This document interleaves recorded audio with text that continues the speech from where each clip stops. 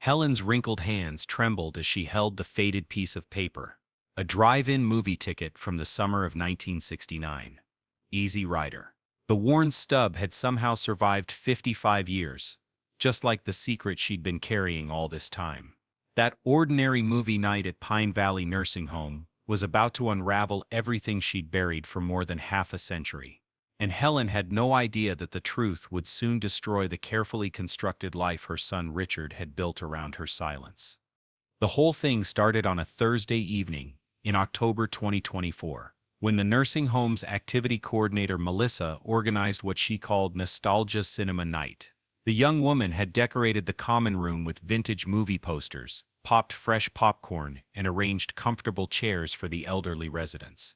Helen sat in her usual corner spot, observing from a distance like she always did. She'd learned long ago that staying invisible was safer than being seen. But when that ticket slipped from Melissa's decoration box and landed near her feet, everything changed. The moment Helen bent down and picked up that fragile piece of history, her heart stopped. The date printed on it, the theater name, the movie title, they all screamed at her from across the decades. Robert, that summer, that night, that baby. Helen Patterson had been Pine Valley's quietest resident for the 3 years she'd lived there. Her son Richard visited every Wednesday like clockwork, stayed exactly 20 minutes, asked about her health, checked with the nurses, and left with the efficiency of a man checking items off a to-do list. Her granddaughter Emma came once a month, usually distracted by her phone, offering brief hugs and briefer conversation. Helen never complained. She felt she had no right to complain, not after what she'd done, not after the lie she'd lived for 55 years. That night in her room, Helen hid the ticket under her pillow and stared at the ceiling until dawn. Sleep was impossible. How could she sleep when that small piece of paper had ripped open a wound she'd spent decades trying to heal? The memories flooded back with cruel clarity. The summer of 1969 in Hartford, Connecticut. She'd been 29 years old, the daughter of Bartholomew Patterson, one of the wealthiest real estate developers in New England. Her life had been mapped out since birth, every step choreographed by her father's ambitions and her mother's social climbing. But then came Robert. Robert Chen had been the son of the family's mechanic, a young man with grease under his fingernails and dreams bigger than his circumstances. He'd fixed Helen's Cadillac one afternoon in June, and she'd fallen in love with his smile, his kindness, his refusal to treat her like a porcelain doll the way everyone else did. They'd met in secret for 3 months that summer. Drive-in movies became their sanctuary. Parked in Robert's old Chevrolet under the stars, watching films they barely paid attention to, making promises they believed they could keep. The night they saw Easy Rider, Robert had held her hand and told her he'd saved enough money to take her away. They could go to California, he said. Start fresh where nobody knew the Patterson name, where nobody cared about bloodlines and bank accounts. Helen had said yes with tears in her eyes. They'd made plans. They'd made love in that car under a sky full of stars. And 6 weeks later, Helen discovered she was pregnant. She'd tried to tell Robert. She'd gone to the garage where he worked, rehearsing the words in her mind, terrified but hopeful. But when she arrived, she found her father's car already there. Through the office window, she watched her father hand Robert an envelope. She watched Robert's face crumble as he opened it. She watched him nod, take the money, and walk away. Her father had bought him off with $20,000, a fortune for a mechanic's son in 1969. Robert never looked back. Never called, never wrote.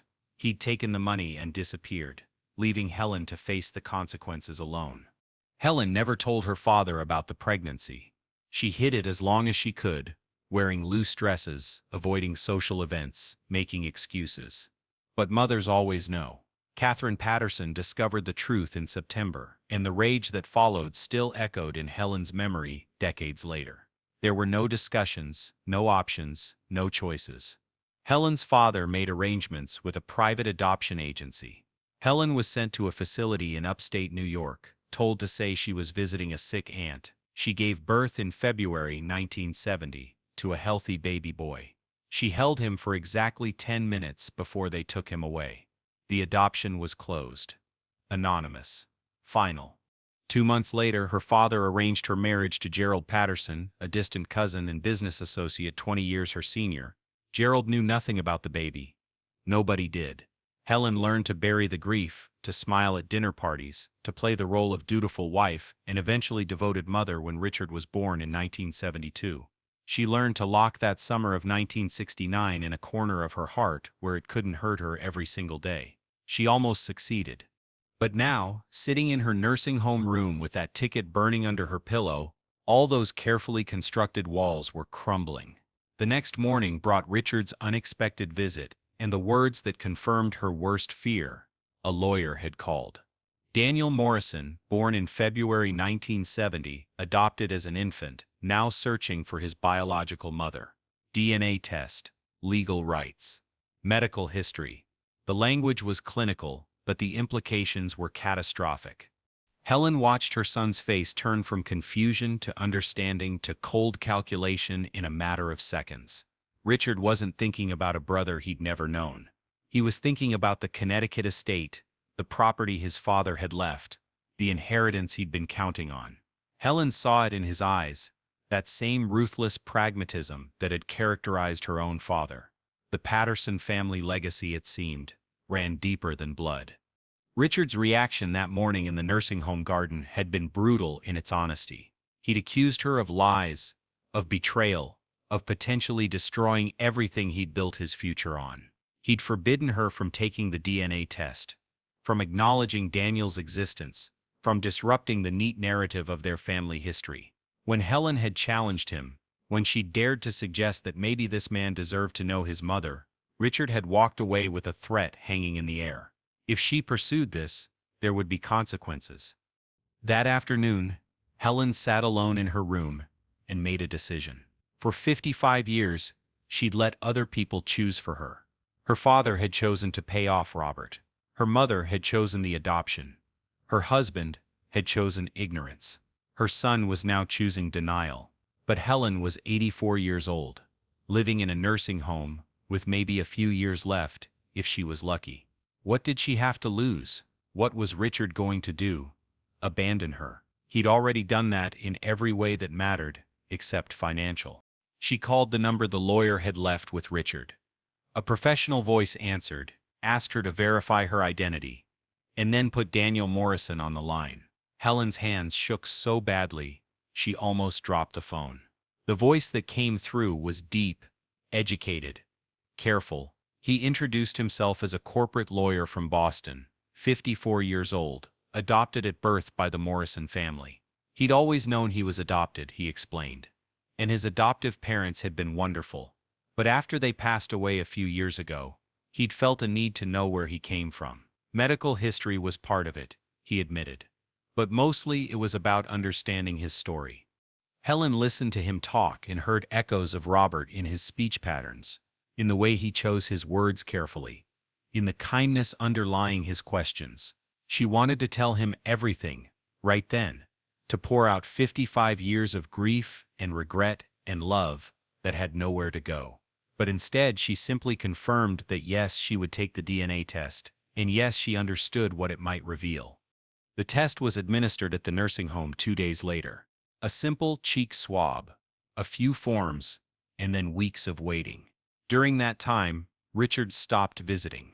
He called once, his voice tight with barely controlled anger, to inform her that he'd consulted with lawyers about protecting the estate.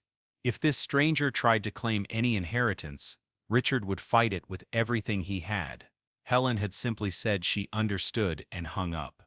But Richard wasn't the only one taking action. Helen had her own lawyer now, a woman named Patricia Chen who'd been recommended by the nursing home's social worker. During their first meeting, Patricia had looked at Helen with sharp, intelligent eyes and asked a question that changed everything. Did the birth father know about the baby? Had he consented to the adoption? Helen had explained about the payoff, about Robert taking the money and disappearing. Patricia had nodded slowly, making notes, and then said something that made Helen's blood run cold. If Robert hadn't known about the pregnancy, if he'd been paid off before Helen knew she was carrying his child, then the adoption might have legal issues. Birth fathers had rights too, even in 1970, and if those rights had been violated, there could be consequences. The DNA results came back in November. 99.9% probability. Daniel Morrison was Helen's biological son. The confirmation brought no surprise, only a deep, aching sadness for all the years they'd lost. Daniel called her the day he received the results. His voice was thick with emotion as he thanked her for being brave enough to take the test.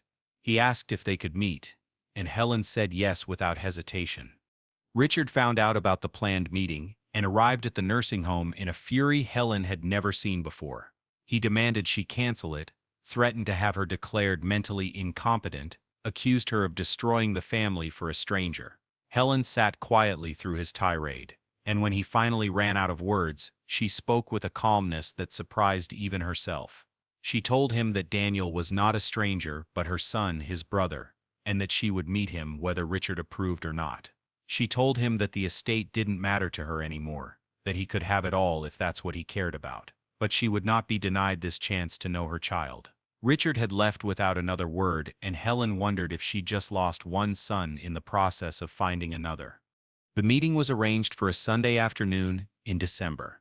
The nursing home's private visiting room had been reserved, and Melissa had kindly arranged for tea and cookies, treating the occasion with the dignity it deserved. Helen dressed carefully that morning, choosing a blue cardigan that had been Robert's favorite color, though Daniel wouldn't know that. Her hands trembled as she applied lipstick, and she had to sit down twice to calm her racing heart. When Daniel walked through the door, Helen's breath caught. He was tall, with Robert's build, and Robert's eyes, but his smile was all his own. He approached slowly, respectfully, and when he reached her, he simply said hello and asked if he could sit down. They sat across from each other, two strangers connected by biology and separated by decades of silence, and for a long moment, neither knew how to begin. Daniel broke the ice by pulling out a folder of documents. His adoption papers, medical records, school photos, milestones his adoptive parents had carefully documented. He shared them with Helen like gifts, showing her the life she'd missed, the boy who'd become a man without her. Helen looked at each photo with tears streaming down her face, seeing Robert's features emerge and fade across the years, seeing parts of herself she'd never expected. When he showed her his college graduation photo, she noticed his tie, navy blue with small silver stars, just like the night sky the night he was conceived. Then Helen took a deep breath and told him everything. About Robert, about the summer of 1969, about the drive-in movies and the promises and the love that had felt infinite under the stars. She told him about the payoff, about being sent away, about the 10 minutes she'd held him before they took him away. She told him about the decades of silence, about building a life around a hole shaped like him, about the guilt that never faded. Daniel listened without interruption, his lawyer's training keeping his face neutral, but his eyes told a different story. When she finished, he reached across the table and took her hand. What he said next changed everything again. His adoptive father had died of a heart condition at 60. Daniel had the same condition, diagnosed at 45, managed with medication, but always there, always a threat. That was part of why he'd searched for his biological family, to understand his medical heritage, to know what might be coming. But there was more. He'd hired a private investigator to learn about his birth parents, not to intrude, but to understand. And the investigator had found something unexpected. Robert Chen. Helen's heart stopped. She whispered his name like a prayer, like a curse. Daniel nodded gently and explained that Robert was alive, living in San Diego, 79 years old, a widower with 2 grown daughters. The investigator had made discreet inquiries and discovered that Robert had never known about the pregnancy. The $20,000 from Bartholomew Patterson had come with a threat: leave town immediately, never contact Helen again, or face criminal charges for touching a Patterson daughter. Robert had taken the money to protect himself and used it to start fresh in California, always wondering what had happened to the woman he'd loved, never knowing she'd carried his child. The revelation shattered something in Helen. 55 years of believing Robert had abandoned her for money. 55 years of thinking he'd known and hadn't cared, and all of it had been a lie. Her father had orchestrated everything, had kept them apart, had stolen not just her baby, but the truth itself. The grief that washed over her was overwhelming.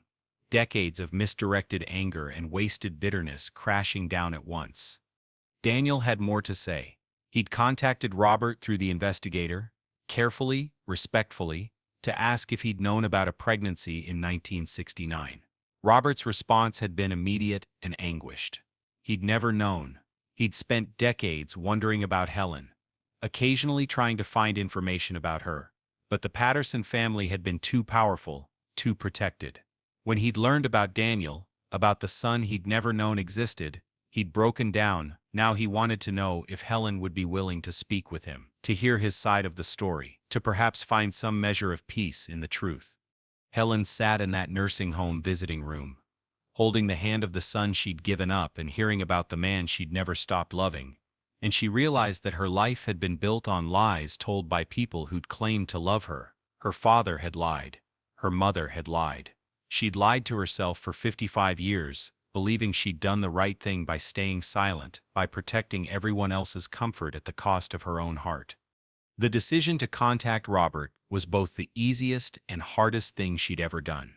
Daniel arranged a video call, modern technology, bridging a gap 55 years wide. When Robert's face appeared on the screen, older but still unmistakably him, Helen couldn't speak. They stared at each other across the digital distance. Two people who'd loved each other a lifetime ago, whose lives had been derailed by cruelty disguised as protection. Robert spoke first, his voice rough with emotion. He told her he was sorry, that he'd thought leaving was the only way to keep her safe, that her father had threatened him with jail time, that he'd been a coward for running. Helen stopped him there, her own voice breaking, and told him the truth about the pregnancy, about the adoption, about the 55 years of grief she'd carried. They cried together, mourning the life they could have had, the family they could have been, the decades stolen by fear and lies and other people's choices. But something else emerged from that conversation, something neither had expected. Despite everything, despite the years and the distance and the pain, there was still something there. Not the young love of 1969, but something deeper, something that had survived betrayal and loss and silence. They began talking regularly. Video calls that stretched for hours, filling in the gaps of 55 years, learning who they'd become, discovering that the connection they'd shared hadn't been a youthful fantasy, but something real and lasting. Richard found out about Robert in January. His reaction was explosive and entirely predictable. He accused Helen of being a foolish old woman, of being manipulated by strangers claiming to be family, of risking everything for sentiment. He threatened legal action, suggested she was experiencing cognitive decline, implied that her judgment couldn't be trusted. When Helen calmly informed him that she was transferring ownership of the Connecticut estate to Daniel to give her firstborn son the inheritance he'd been denied, Richard's mask finally cracked completely. He shouted that she was betraying her real family, that he'd devoted his life to caring for her, that this was how she repaid him.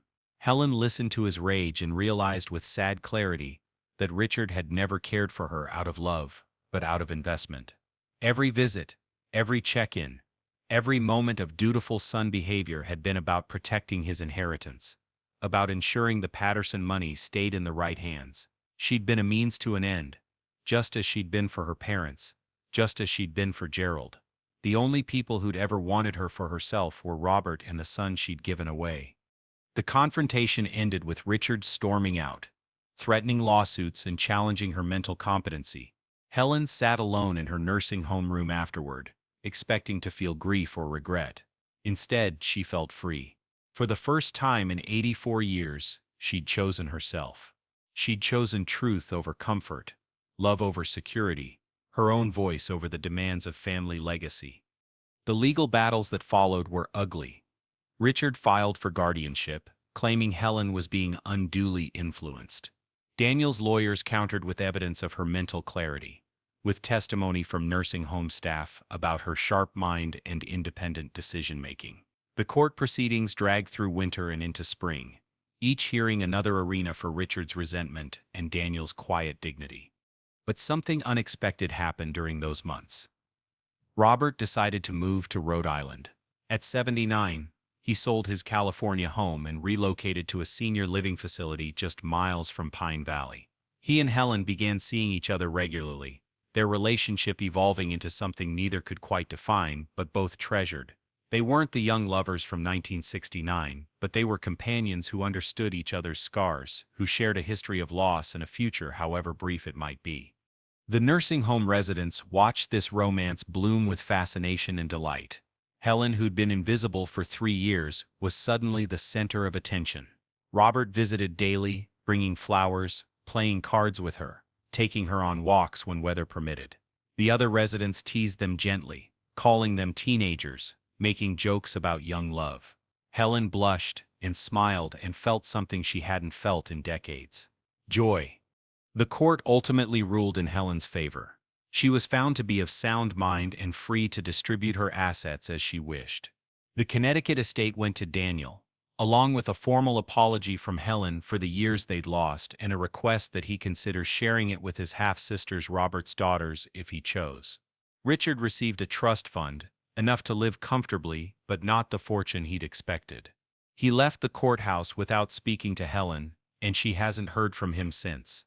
Daniel integrated into Helen's life with a gentleness that still makes her cry. He visits weekly, brings his wife and teenage kids, gives Helen the experience of being a grandmother to children who actually want to know her. He's building a relationship with Robert too, navigating the complexity of a father he never knew with patience and openness. The three of them, Helen and Robert and Daniel, are creating a family from the wreckage of the one that was stolen from them. Helen turned 85 in February, exactly 55 years after she'd given birth to Daniel in that upstate facility. This time, instead of holding her baby for 10 minutes before losing him forever, she celebrated surrounded by the family that had finally found its way back together. Robert was there, holding her hand. Daniel was there with his family, filling the room with laughter. Even Robert's daughters came, curious and kind, embracing the expanded family tree. Richard's absence was noted, but not mourned. Helen had learned a hard truth that year. Sometimes the family you're born into is less real than the one you choose. The Patterson legacy of wealth and status and carefully maintained appearances had given her nothing but pain. The family she'd built from honesty and courage and second chances, that was real. The movie ticket that started everything sits framed on Helen's dresser now, a reminder of the night that created Daniel, of the love that survived 55 years of separation, of the truth that eventually demands to be told. Sometimes Helen looks at it and thinks about all the years lost, all the moments missed, but mostly she looks at it and feels grateful. Grateful that the truth came out. Grateful that she found the courage to choose love over fear. Grateful for the time she has left with Robert, with Daniel, with the family that almost wasn't but is. Pine Valley's other residents often ask Helen about her incredible story. This romance and reunion that sounds like a movie. She always smiles and tells them the same thing. It's never too late to choose yourself. Never too late to tell the truth. Never too late to reclaim the life that was stolen from you. She's 85 years old, living in a nursing home, with maybe a handful of years remaining. But these years, these final precious years, are finally hers. Lived on her terms, surrounded by people who love her for who she is, not what she represents or what she can provide.